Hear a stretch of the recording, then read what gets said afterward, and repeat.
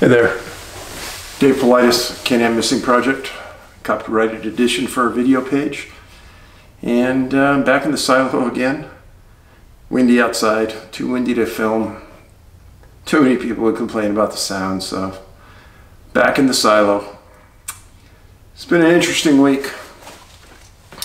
Since the last video, the comments have been enormous. And 99% have been very nice, and thank you very much. I appreciate people taking the time to write. I take the time to read, and like I said, I think we are this village of people with this common bond, and the number one bond is we're nice people, and we're just trying to get by in the world. To that end, I'll start you with a story. Happened today. I was in a business meeting with two people I know very well, and one person I'm really pretty close to, and they both know about Ben. And one person in the meeting got upset and started using the word bipolar in a very indiscriminate manner. And Ben was diagnosed as bipolar. I'm not sure if he would have agreed, but he was. And as this person was flinging that word around, I did everything I can to just sit there and not say anything, not be disrespectful. Just soak it in. The meeting ended, and I talked to the other person in the room, and I said, hey, you know, Ben was diagnosed as bipolar. I've known this person for a long time.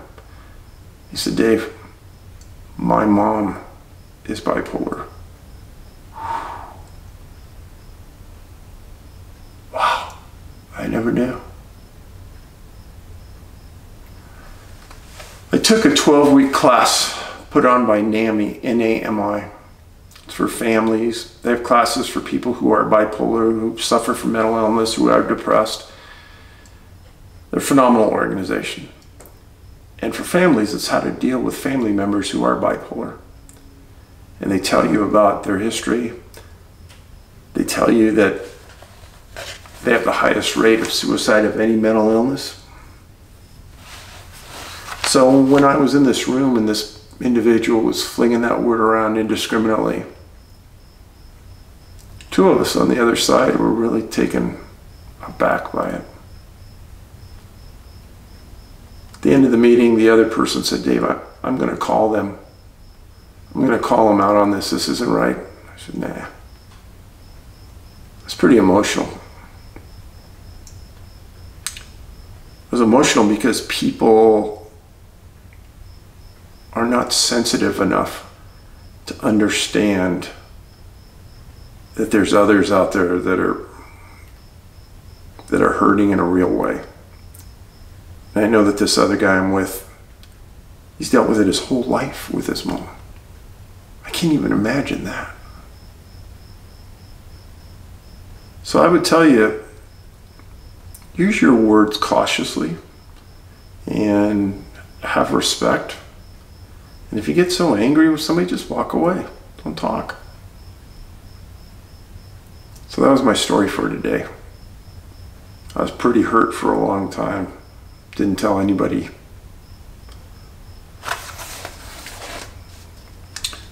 Go to the mailbag.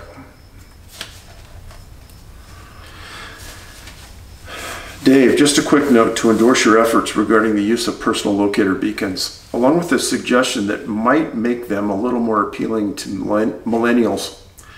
You've probably mentioned this in several of your videos already, but I thought I'd toss in my 2 cents along with a personal story about PLBs.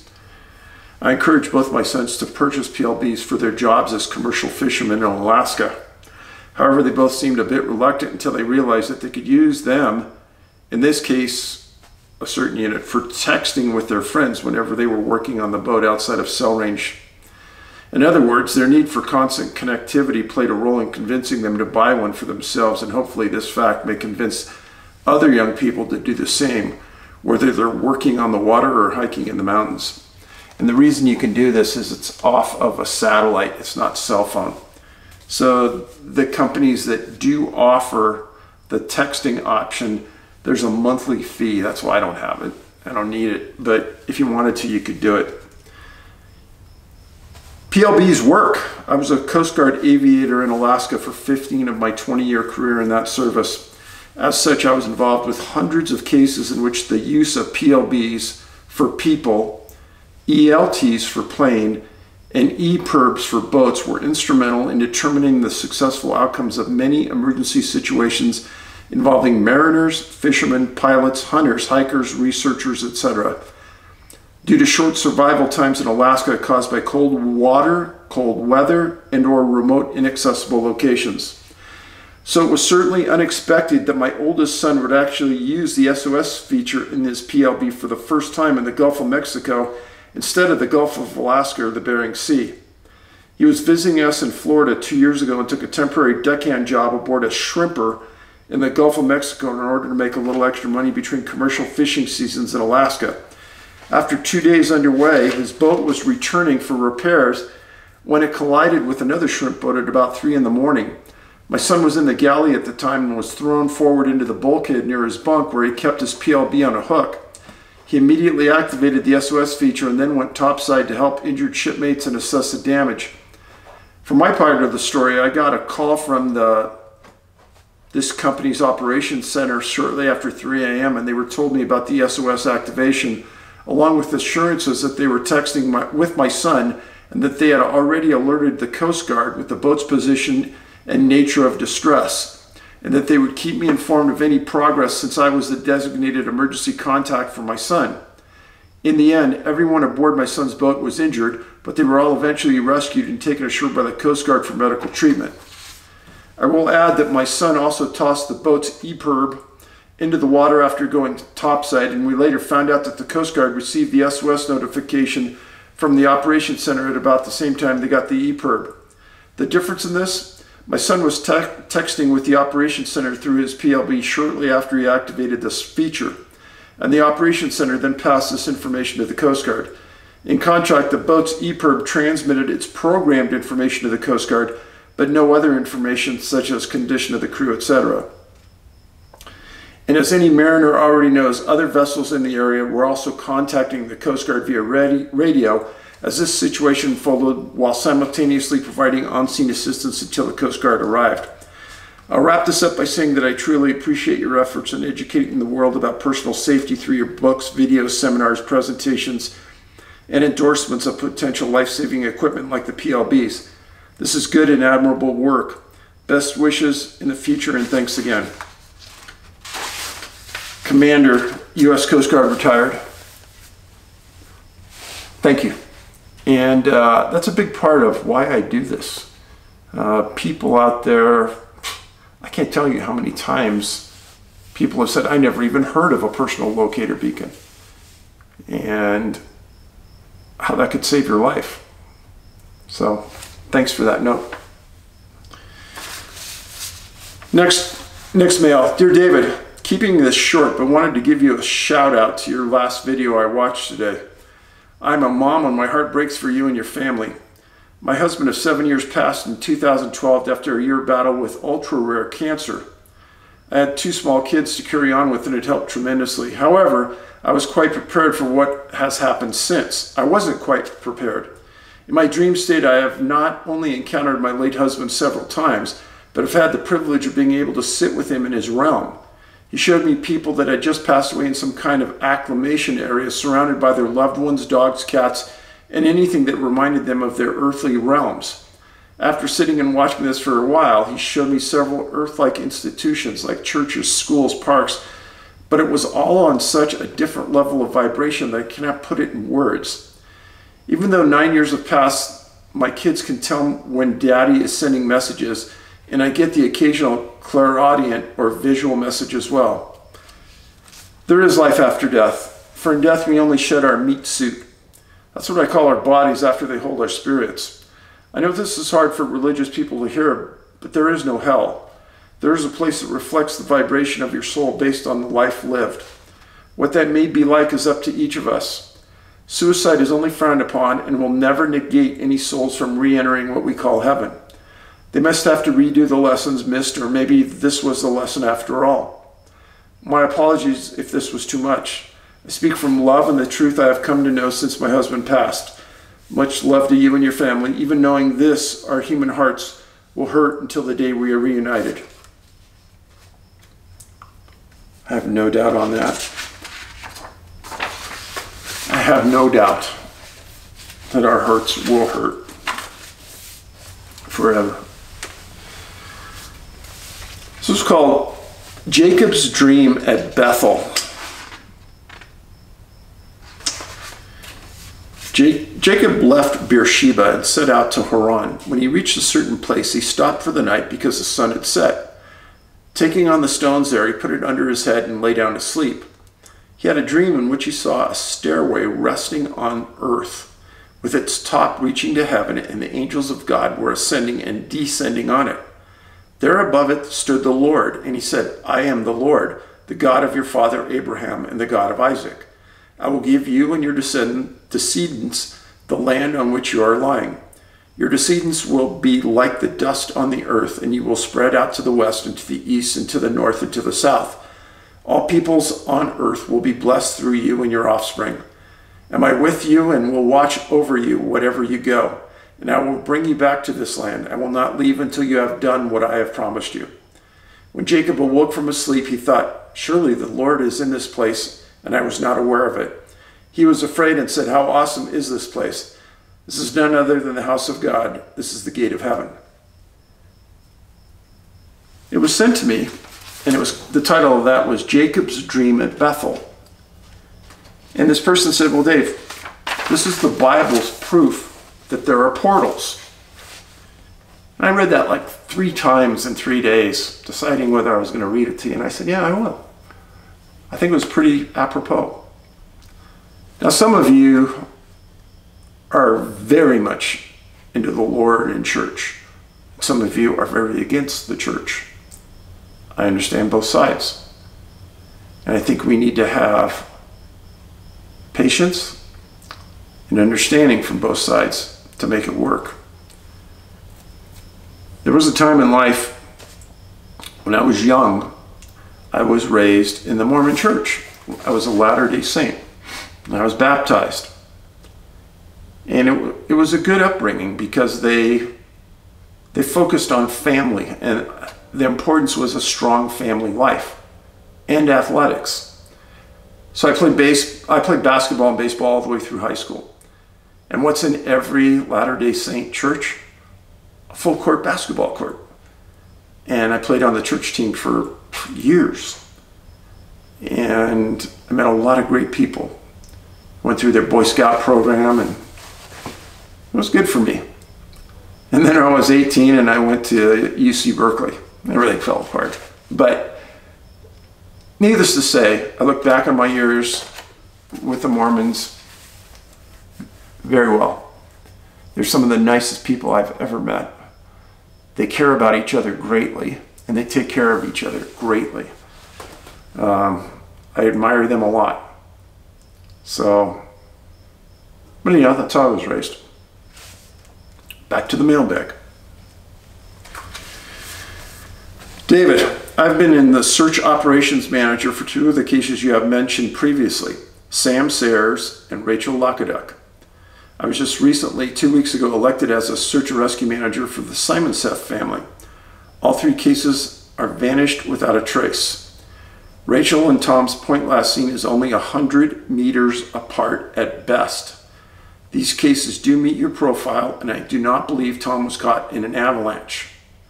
Almost everything big had come down previously, and the ones that were there when we left, they were slow-moving wet slab abbeys. Keep up the good work, and I find it very disturbing that none of them left any sign that they went in a different direction. Thank Thank you very much. I get a lot of comments from search and rescue people. I don't read a lot of them, but this one was important because we just did this video on them. I hope Tom's family knows a lot of people are thinking about him, and I know that there's a lot of people still searching. So, and Rachel's family, they've got to be destroyed. That's a hard one. Last two lines that I'm going to read to you. It is the glory of God to conceal a thing, but the honor of kings is to search out the matter. It is the glory of God to conceal a thing, but the honor of kings is to search out the matter. Somebody sent that to me and said, Dave, you just keep pounding away. All right, I will. Thank you. So the cases we're going to talk about today are in one specific area of Alberta, Canada, specifically the far western side of Alberta. Let me say a few things about Alberta. First of all, I live very close to that province. It is gorgeous. I spent a lot of time with Ben playing hockey in Alberta, Edmonton, Calgary, Rocky Mountain House. Great people, great country. And the Rocky Mountains that are on the far western side of Alberta are some of the most beautiful places you will ever go. Banff, it will take your breath away. And I'd like to go back there someday. It's very pretty. People, the Canadian people that I've met, super nice.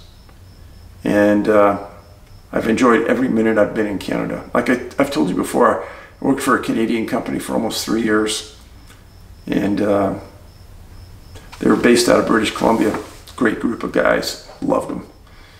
So anyhow, in this book, Missing 411 Law, Land, Air, and Water. I wrote this book because over the years, I kept coming across weird stories about planes missing, weird stories about planes missing in conjunction with a search and rescue. And I thought, think about that. Somebody goes missing in a certain area, a search plane goes up, and it crashes. Some of the search and rescue pilots are some of the most experienced pilots around. And they're meticulous with their planes. So I really started paying attention. Is there some correlation? And there's a lot of planes, hundreds and thousands of planes in North America that have never been found. So if you think, you know, we walk every square foot of ground all the time and blah, blah, blah. If you can't find a plane, how are you going to find people? And trust me, there's thousands of planes missing in North America that have never been found. And I write about some of them in that book. It's some of the most peculiar ones. So the first story I'm going to talk to you about from Western Alberta involves a man named Brian Adrian, 37 years old. Disappeared February 4th, 1991. He lived in Calgary, and he liked to go to a place called Ware, W-A-R-E, Ware Creek Provincial Park. And it was kind of southwest from Calgary. He loved to bow hunt. Key point. An abnormal number of bow hunters disappear, from everything our research tells me. He had a Brittany Spaniel, and it was his partner in life. Dog's name was Kin, K-I-N. Went everywhere with him. Well, he went to Ware Provincial Park all the time, hiking, scouting for deer, and he was a big-time bow hunter. Well, on February 4th, 1991, nobody had seen Brian for a while. And I don't want to be disrespectful, but I'll hold this a little bit away so you can see it. That was Brian. That was the best picture I could find for him. But A cougar research team found his silver gray Bronco near Ware Creek in an oil well. It was unlocked, keys were in the ashtray, and a rancher saw the car encased in ice several weeks later, on the 4th, called RCMP, and they contacted relatives, and the search and rescue started. Brian had a habit of going into the wilderness with kin and not telling anybody. He was a single guy. He was just very independent, and something I would not encourage anyone to do. But when the RCMP got to the vehicle, there were comments that we didn't find any tracks in that area. And they said it was very strange. Those were the words. They brought in tracking dogs, 300 ground pounders, so people like you and me that go in there and pound the ground, walking shoulder to shoulder. They found his boots in the truck, and they used his boots as scent for the dogs. Now, quite a distance from his Bronco, searchers found an arrow. That's how complete the search was. And you talk about completeness. The things searchers find, proving how good they work, it's amazing. But they found an arrow. And in Alberta, you've got to have the number of the hunter's permit on the arrow. And they tracked that back to Brian.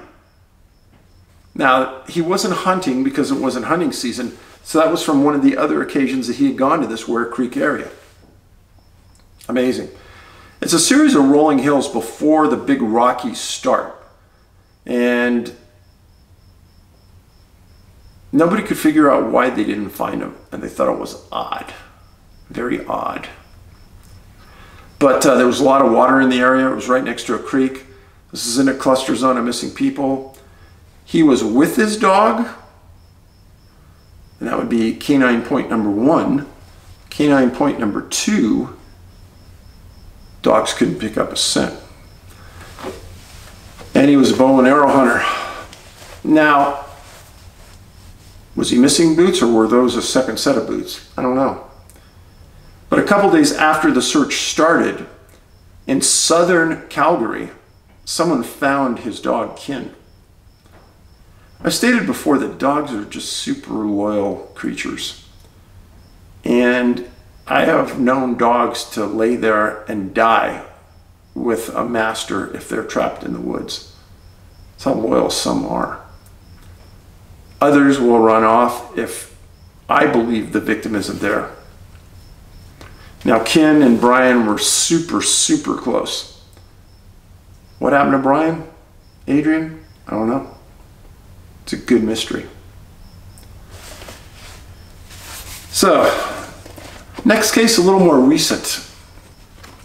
I'm going to talk to you about Stanley Shooshinoff, 68 years old, missing 5/19 of this year, 2021. He lived also in Calgary, and he left at about 11 a.m. from his house with his wife, kissed her goodbye. She told him to be safe, and he was carrying a camel backpack, coat, and hiking boots. Well, when he didn't come back for dinner that night, she started to get worried, and at 10 o'clock that night, she reported him missing to the RCMP. Well, the next day, they found his pickup truck parked at the McNabb campground at the Sheep River Provincial Park, which is right next to where Brian Adrian disappeared, just so you know. So the McNabb campground in the Sheep River Provincial Park is known as a habitat for Rocky Mountain sheep. It's a sanctuary. You can't hunt them in that area. But it's known for fishing, horseback riding, cross-country skiing, hiking. It's gorgeous. Look it up. Well, the search and rescue started, and there was about 2 feet of snow on the ground in late May. And it rained and snowed while the searchers were on site. Temperatures were hovering in the 20s. They brought in horse teams, ATVs, 40 ground pounders. The relatives contacted a specialized search and rescue canine team that came in. There was a 7-day effort. Family was devastated. They never found anything. Now, Stanley loved the outdoors, was in decent health. To not find anything when there's snow on the ground is odd. Because what does snow do? It leaves tracks. If you go off that main trail, you should be able to track it through the snow. Now, what happened? I don't know. So, this is Stanley. Disappeared May 19th, 2021. Was reported at 11 o'clock, or correct that, 10 o'clock that night. Missing at he took off at 11 o'clock that morning. And he was driving a green Hyundai Tucson.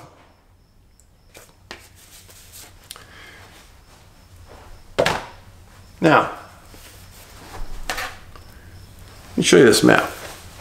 Pay special attention. So this was Stanley, and he was at this Sheep River Park right here. Adrian is just a couple miles northeast. Now, 20 miles to the west, there's a crash of an airplane. Let me tell you about this. So, on June 6, 1986, a wildlife technician working for the Alberta government named Orville Paul, P-A-L-L, chartered a Cessna plane, and he was going to study sheep over Mount Allen in the Rocky Mountains. The pilot that he took was an experienced guy, knew that mountain well, and Mr. Paul knew it very well. The pilot's name was Ken Wolf, and both had tons of experience. Well, on June 6, 1986, the plane didn't come back that afternoon on schedule. And 3 other pilots got together and got in a plane as observers, and they took off to look for Orville and his pilot friend.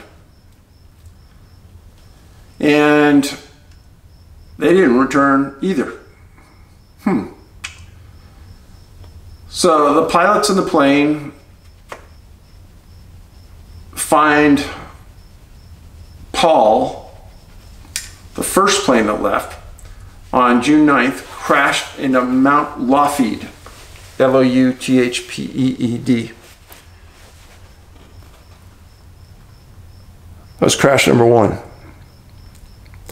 On June 14th, a civil air rescue plane takes off, and they're searching for the crash of the second plane, and they crash in Mount Kidd. It's crash number 3. So you have crash 1, crash 2 just a few miles away, crash 3 40 miles away from number 2. Now Paul was supposed to be at this location when they took off. The theory is that they were flying back and something happened and it crashed. Now I've heard some weird answers over the years. Some very weird ones. Crash number 3. This one. The government stated that the pilot saw, and I'm going to quote it, an illusion, I-L-L-U-S-I-O-N, and the illusion that they saw caused him to crash into a rocky mountainside in the mountain. These are all super experienced pilots. And the first crash, June 6th. The second crash, June 6th. The third crash, June 14th. All within this general area. So between Adrian disappearing and the first crash is about 20 miles. These two crashes are miles apart, and this is 40 miles. But when I was young, I had a relative that always said, Dave, you pay attention in life. A lot of things happen in threes. Okay. Well, I paid attention in life, I think. And there are some things that do happen in threes. And I just explained one to you. 3 crashes in 8 days. Nobody survived. Very odd. So, that is a cluster in West Alberta. And I hope Stanley and his family, I hope he's found. It's been too long for Brian, Adrian. They won't find him. The animals have scattered him by now. But as I've stated many times before, you will always find a leather belt. You will always find shoes, specifically leather shoes with rubberized soles. They will last decades. So friends, thanks again for watching. I hope it was entertaining, and I hope it was educational. Entertaining because if it's not entertaining, you won't watch. And sometimes you have to mix the education and the entertainment. I don't want this for others to think that this is an entertainment show. This is more an educational show. Because very few are actually talking about facts associated with these disappearances and what is the relative importance of this. I hope it's coming across. Anyhow, don't buy the books on Amazon. Buy them from our website. It's the only real way right now we're supporting ourselves. And always make sure you're subscribed. Give us a thumbs up if you like the show. I'll see you next week.